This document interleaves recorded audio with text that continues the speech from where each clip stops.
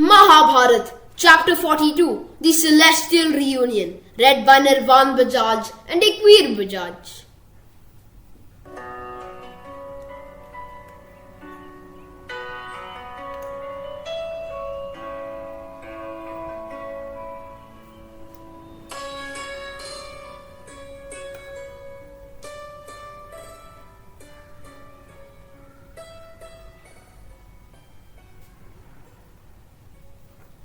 Mahabharata, Chapter 42, The Celestial Reunion. Vaishampayan then continued. After retiring to the forest, Dhritarashtra learned the rites and rituals of forest life from other ascetics and became accustomed to a life of prayer and meditation. Gandhari, Kunti, Vidur and Sanjaya, who had accompanied him, also adopted an austere lifestyle. Months of severe penance reduced Dhritarashtra to skin and bones. Dhritarashtra and the others were very often remembered by the Pandavas. They would say, I wonder how the old king fares in the forest. Our poor dear mother, how does she spend her days in the forest? Reading the anxiety and restlessness in Yudhishthir's mind, Sahadev said, I am so glad to see that you are too as anxious to visit the forest as I am. I was hesitating to ask you. Draupadi said, I too long to see our dear mother Kunti. In fact, all the ladies of the inner palace are waiting for the day they can meet Gandhari and Kunti. Yudhishthir sent for his army chief.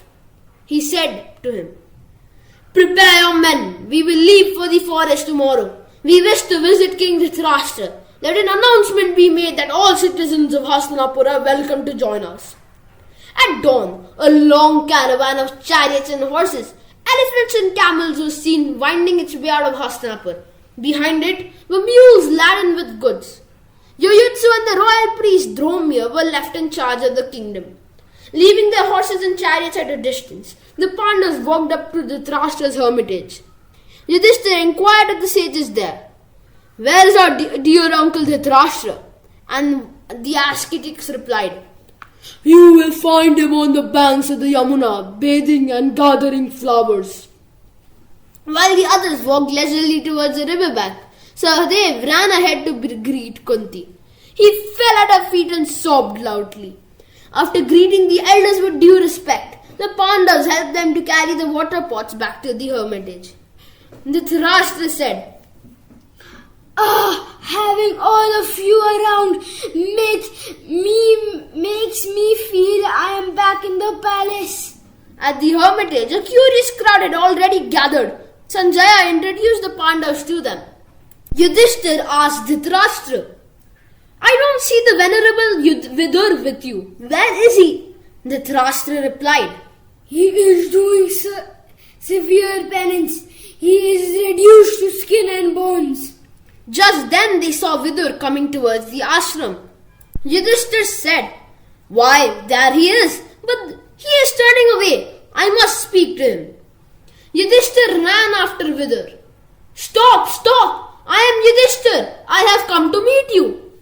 Vidur paused in the thick of the forest and stood against his tree, staring intently at Yudhishthir.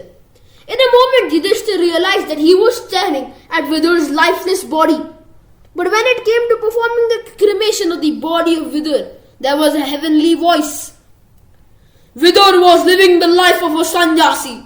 Therefore, do not cremate him. The death of Vidur took everyone by surprise. Yudhishthir and his retinue spent the night under the trees. For a month, Yudhishthir and the others stayed in the forest, visiting various ashrams and bestowing generous gifts on the sages. Then, with the permission and blessing of Dhritarashtra and Gandhari, they made their way back to Hastinapur. 2 years after their visit to the forest, sage Narad visited Yudhishthir. Anxiously, Yudhishthir asked him, Do you see the venerable Dhritarashtra? I have heard that he is observing severe penance.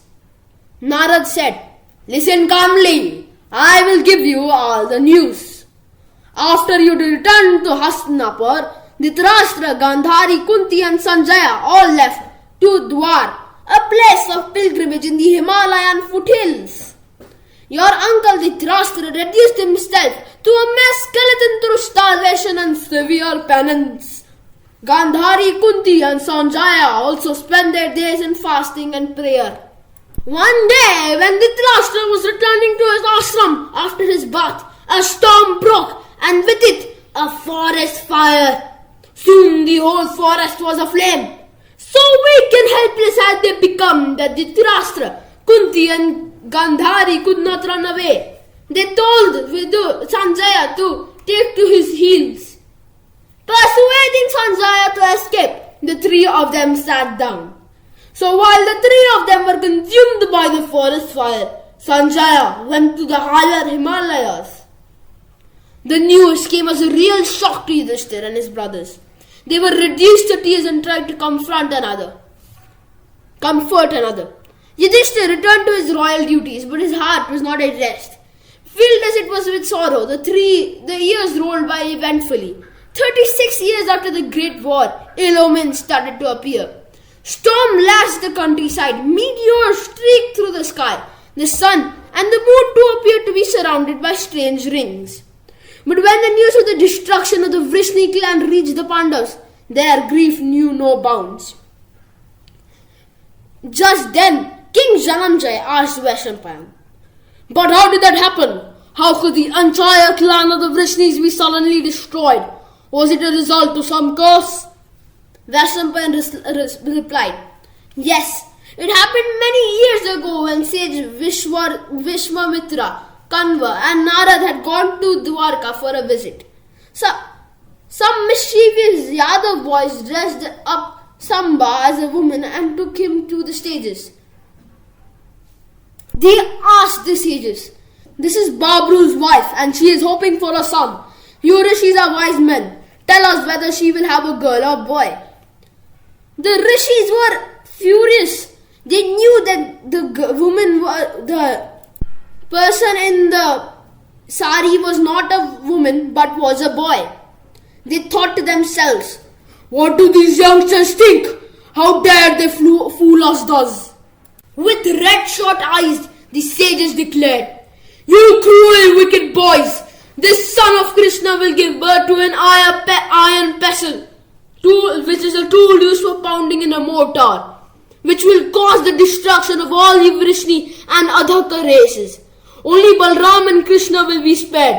Balram will consign himself to the sea, and Krishna will be killed by a hunter while he is lying down.' Surely enough, the next morning, Samba gave birth to an iron pestle.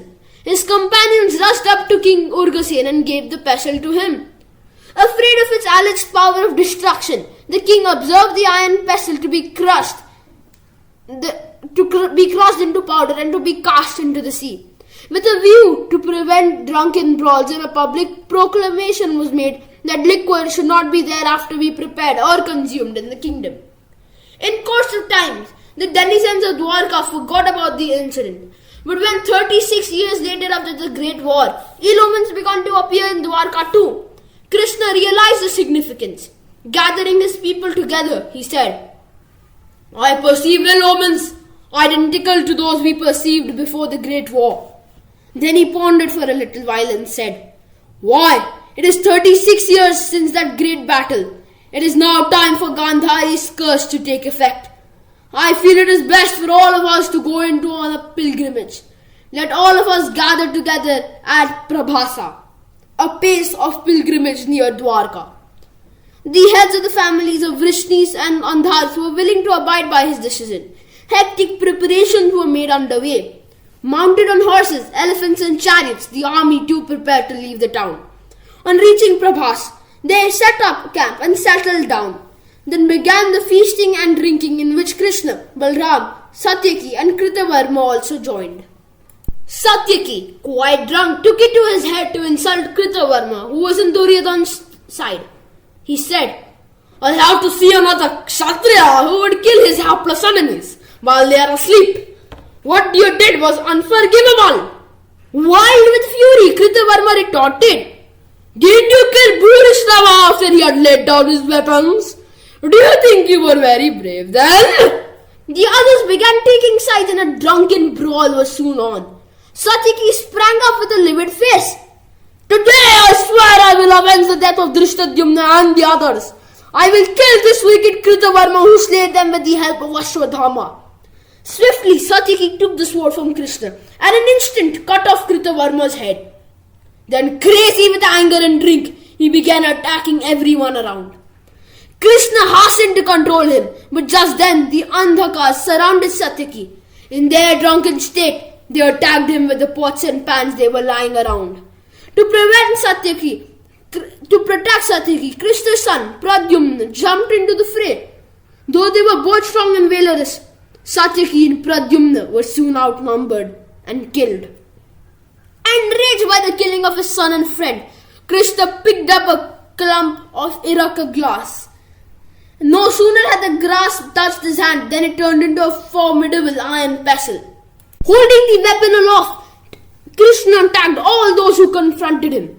Thereafter, whoever pulled up a tuft of that grass found himself armed with a terrible weapon. Driven by destiny, the Vrishni clan attacked one another. While their fight reached their climax, Krishna stood by watching silently as father killed son and brother attacked brother with iron rods. Soon, however, Krishna's son Samba, Charudeshan and his grandson Anirudh were also killed. Only Daruk, Krishna's charioteer, and Bhabru, the minister of the Yadavas, remained alive. Daruk said, "All are dead now, O Lord, but Balram is not to be seen. Come, let us go and look for him." They soon found him near the sea ashore. Krishna said, "Daruk, go at once to Hastinapur and tell Arjuna about this terrible carnage.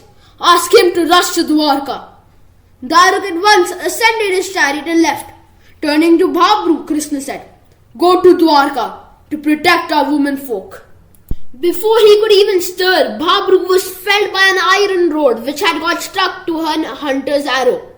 Krishna said to Balram, "Please wait here for me while I leave the women and children in safe and capable hands." Krishna returned to Dwarka and to his father Vasudev. He said to him, "I have called for Arjun. Please look after the women of our clan till he arrives. I must go back to Balram. He is waiting for me as we both intend to do tapasya. Now I cannot bear to live here anymore." As Krishna was about to rush back, he heard a loud wailing and crying. He found the women and children huddled together, weeping helplessly. Consoling them, he said, "Calm yourself. Arjun will soon be here. He will protect you."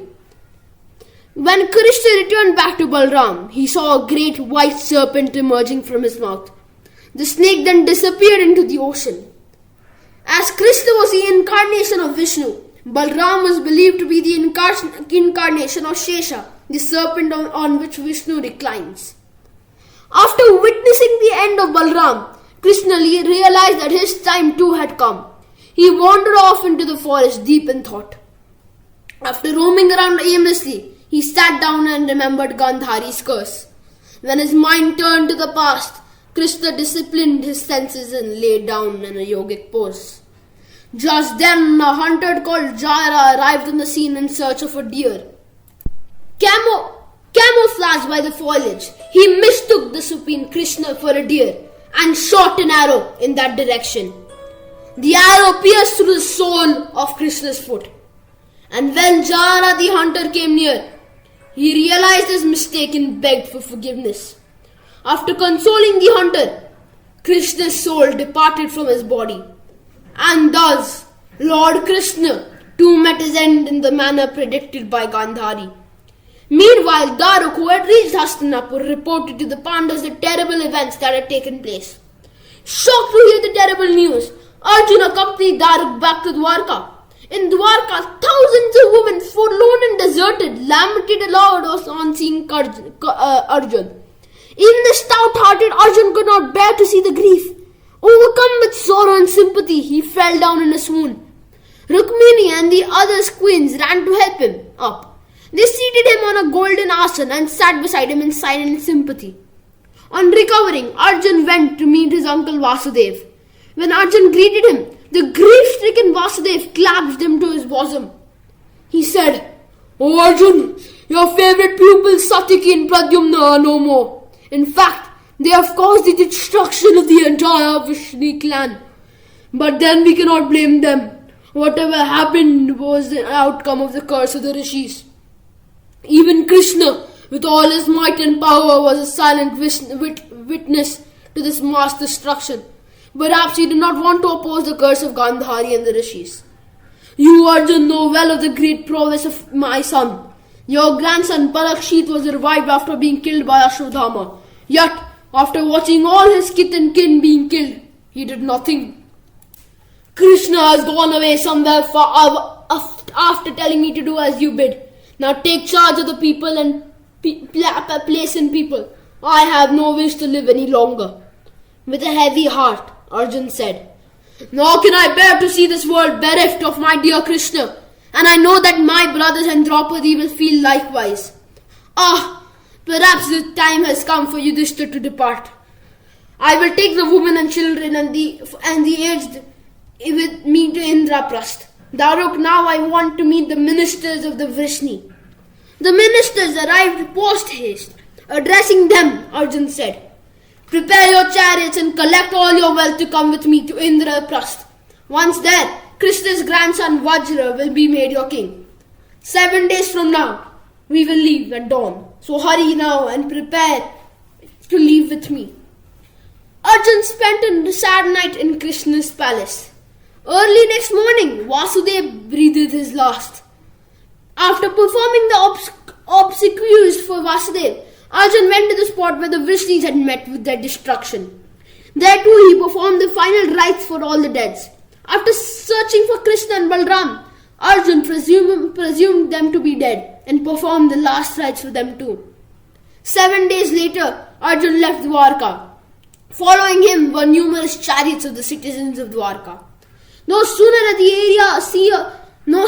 the sea of humanity crossed the limits of Dwarka than the city began to submerge in the ocean. The citizens cried, Strange are the ways of God! Hurry, hurry! The sea is coming closer! Traversing the various mountains and riversides, Arjun led his retinue to the land of the five rivers. When they established camp there, they were set upon by a group of robbers. When Arjun tried to use his celestial weapons to counter their attack, he stood transfixed.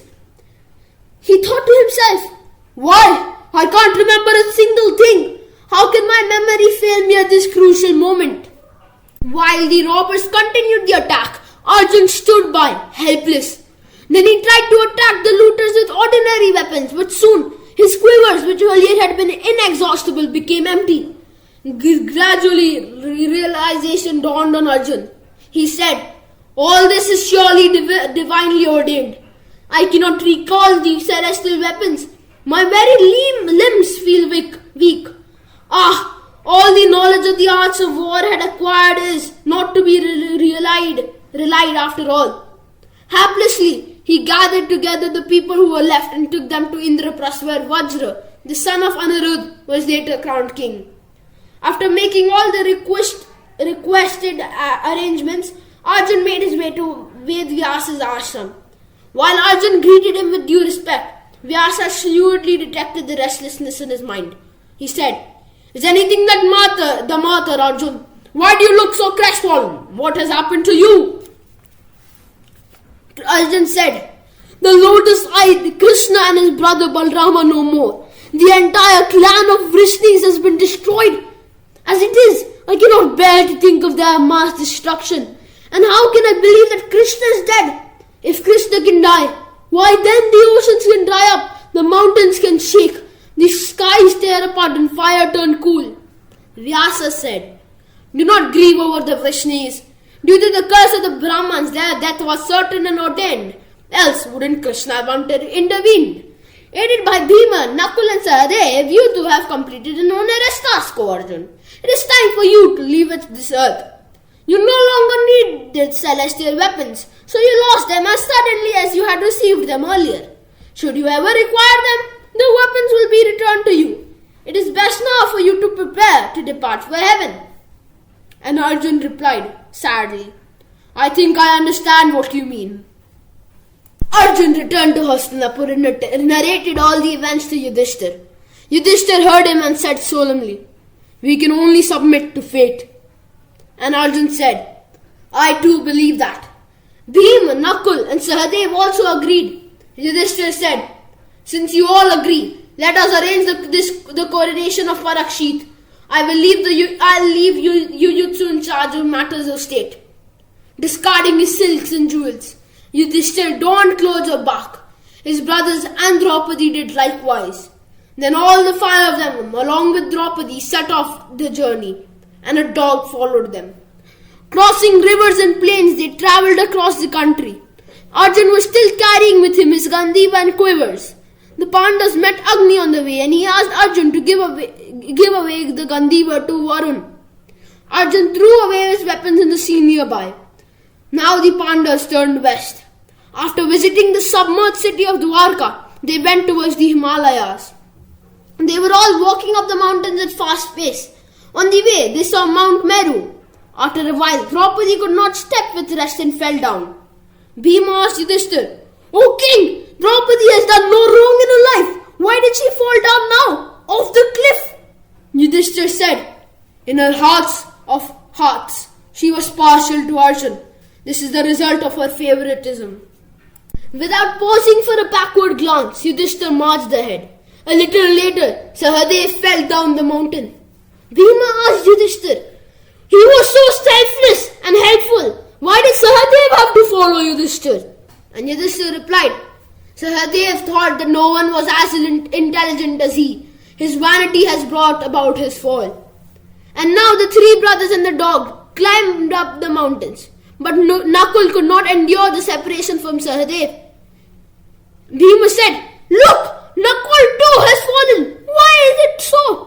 Yudhishthira replied, "Nakul thought he was the best looking person in the world. It is his vanity that caused his downfall." Soon Arjun collapsed with apparent grief.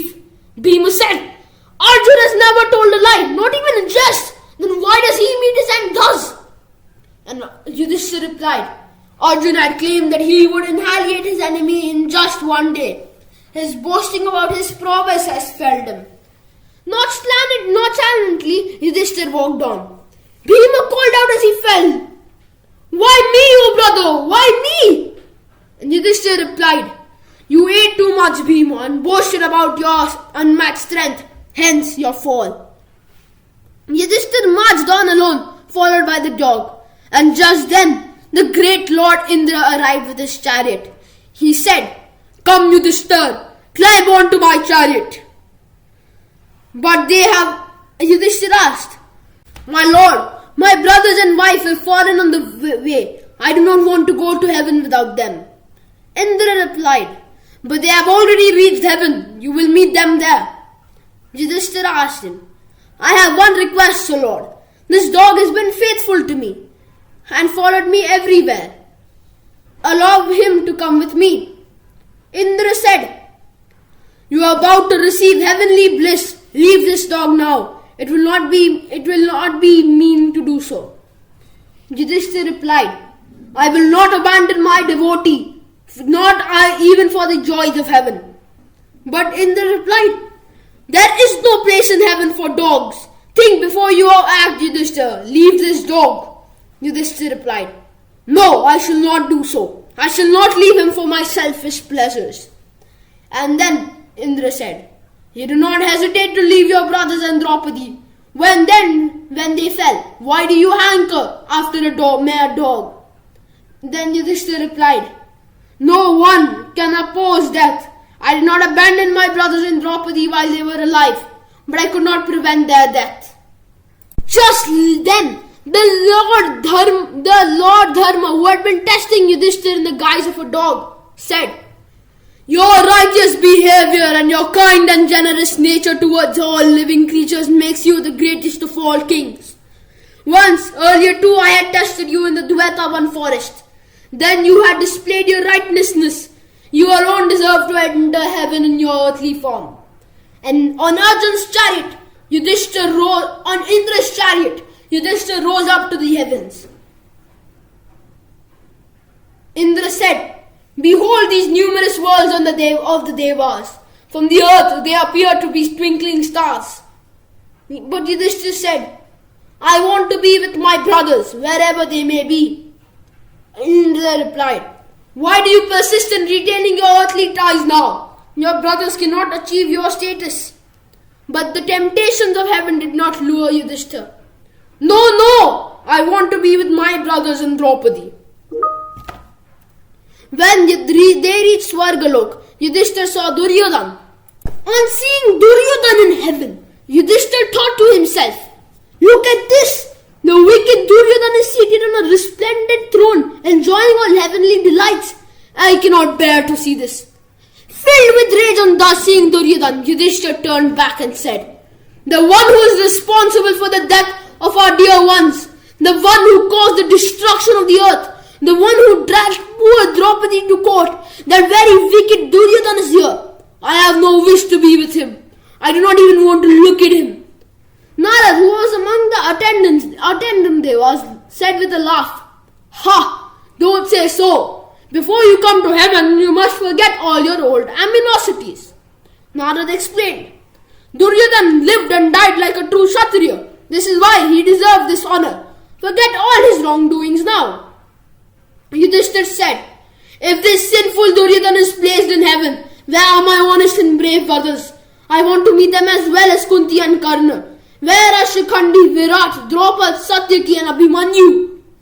If only all these warriors are here in heaven, will I consent to stay here. Else I will go wherever they are and live with them. The Devas ordered their messenger to go with Yudhishthira. Take Yudhishthira to meet his dear ones. The divine messenger led Yudhishthira along a treacherous path, dark, dismal and gloomy. An awful stench filled the air, and there were thousands of terrifying creatures around. Yudhishthira was perplexed. What a terrible place! I can hardly bear to walk through. He asked the attendant, where are we now? Where are my brothers? How far do we have to go? The messenger said, just here. Now we must return. I was told to take you ahead till you got tired.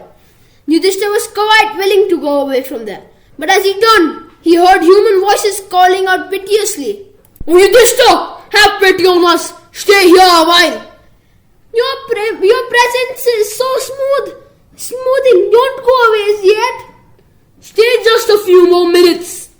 The kind-hearted Yudhishthira stood still. He thought to himself, oh poor things, they seem to be suffering a great deal. And he said aloud, who are you? Why do you stay here? No sooner had he asked than he heard the voices answer all at once. One said, I am Karna. Another said, Nakul, Arjun, I am Bhima, I am Sahadev. Yudhishthira thought to himself, what is the irony of fate? How could such good people deserve to be in this hideous place, while the wicked Duryodhana revels in heaven? Is this just a dream? Aloud he said to the messenger, go back to whoever sent you. I am not coming with you. If my dear people are helped by my presence, I will stay right here. Yudhishthira had been alone for just a couple of minutes when the messengers returned with Indra and other devas. The darkness dispelled with their arrival. All the terrifying scenes magically disappeared. A cool, fragrant breeze soothed Yudhishthira's tormented senses. Indra said, Yudhishthira, you have in truth attained heaven. Forget whatever happened so far. Come with us. Don't be angry because you had a glimpse of hell. It all depends on your actions on earth. Didn't you trick Dronacharya by one lie? That is why you were tricked into seeing hell. Before you, Bhima, Arjun, Nakul and Sahadev were all given a glimpse of hell. Now they are all in heaven, as are the other kings who fought for you. You will now dwell among the best of men as a result of all your merit gained on earth. Dharma, the Lord of righteousness, appeared again. He said, this is the third time I tested you, son, but nothing could sway you from the path of good conduct. Yudhishthira then bathed in the celestial Ganga and abandoning his moral body, at last went to meet his kinsman.